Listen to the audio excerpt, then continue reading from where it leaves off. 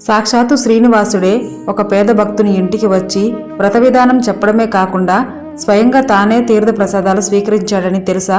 ఈ కథ వెంకటేశ్వర స్వామి వ్రతకల్పం 2వ అధ్యాయంలోనిది. పూర్వకాలమున మగధ సామ్రాజ్యంలో విష్ణు చిత్తుడు అనే శ్రీవారి ప్రియభక్తుడు ఉండేవాడు. అతనికి 9 మంది కుమార్తెలు.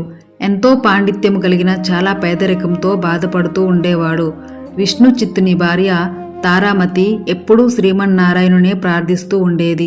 అప్పుడప్పుడు వివాహాది శుభకార్యములు, పౌరోహిత కార్యక్రమంలో దక్షిణగా వచ్చే కొద్దిపాటి సొమ్ముతో ఎంతో కష్టాలు పడుతూ కాపురం సాగిస్తున్నారు.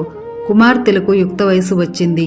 తారామతికి ఎప్పుడూ వారి వివాహం ఎలా జరిపించాలి అని చింత ఉండేది.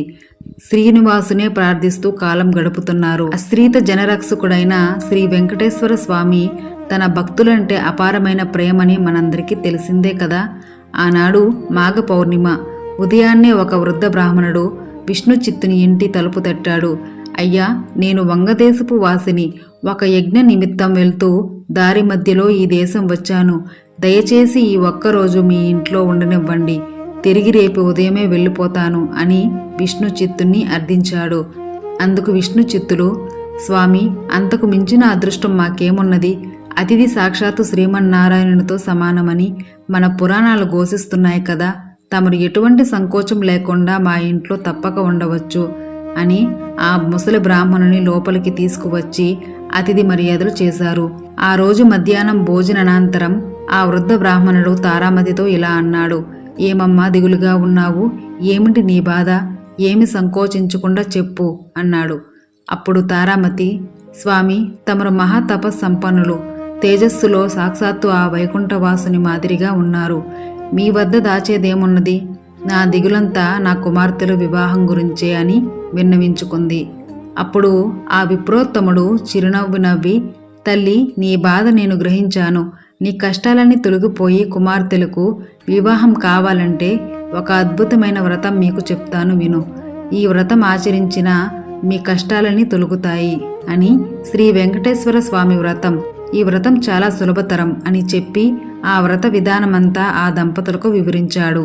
అప్పుడు విష్ణు చిత్తుడు, స్వామి, మహాసంతోషం. ఇంతకు మించిన మహాభాగ్యం ఏముంటుంది? ఎన్నో రోజులు ఎందుకు?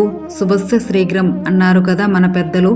ఈరోజు మాఘ పౌర్ణిమ, ఎంతో శుభదినము. ఈరోజే తమరు సెలవిచ్చిన శ్రీ వెంకటేశ్వర వ్రతం ఆచరిస్తాము అని విష్ణు చిత్తుడు, తారామతి దంపతులిద్దరూ తమ కుమార్తెలందరితో కలిసి ఆ రోజు సాయంకాలమునే బంధుమిత్రులను పిలిపించుకొని శ్రీ వెంకటేశ్వర స్వామి వ్రతం అత్యంత భక్తి శ్రద్ధలతో ఆచరించారు. వచ్చిన భక్తులు వ్రతం పూర్తయిన తరువాత తీర్థ ప్రసాదములు స్వీకరించి తమ తమ ఇళ్లకు వెళ్లారు.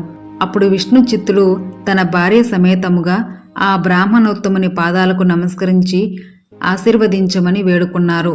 అప్పుడు బ్రాహ్మణోత్తముడు వ్రత తీర్థము ప్రసాదం తాను స్వీకరించి మనోభిష్ట సిద్ధిరస్తు, శ్రీ లక్ష్మీ శ్రీనివాస కటాక్ష సిద్ధిరస్తు అని ఆశీర్వదించాడు.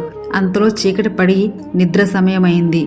అప్పుడు విష్ణు చిత్తుడు ఆ బ్రాహ్మణునికి ఒక చిరిగిన దుప్పటి ఇచ్చి కన్నీళ్లు పర్యాంతముగా, స్వామి, చాలా పేదవాడినైన నా వద్ద ఇంతకు మించి మంచి దుప్పటి లేదు.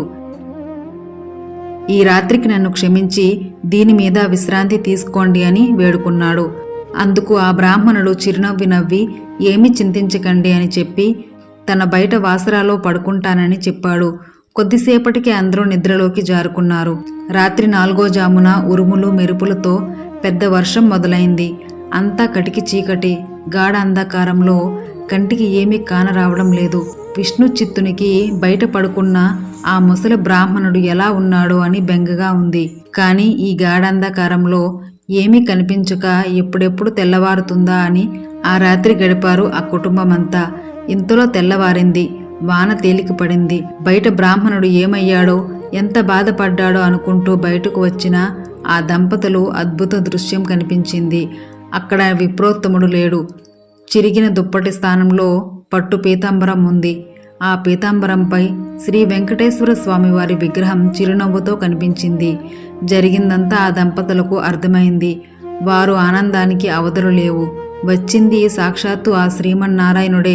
ఏమి మన భాగ్యము! కాని ఆ స్వామి వారిని గ్రహించలేకపోతిమే. చివరికి చిరిగిన దుప్పటి ఇచ్చితిమే అని తలుస్తూ స్వామివారి విగ్రహాన్ని కళ్ళకద్దుకొని ఇంట్లోకి వచ్చారు. ఇల్లంతా స్వర్ణమయం కనిపించింది.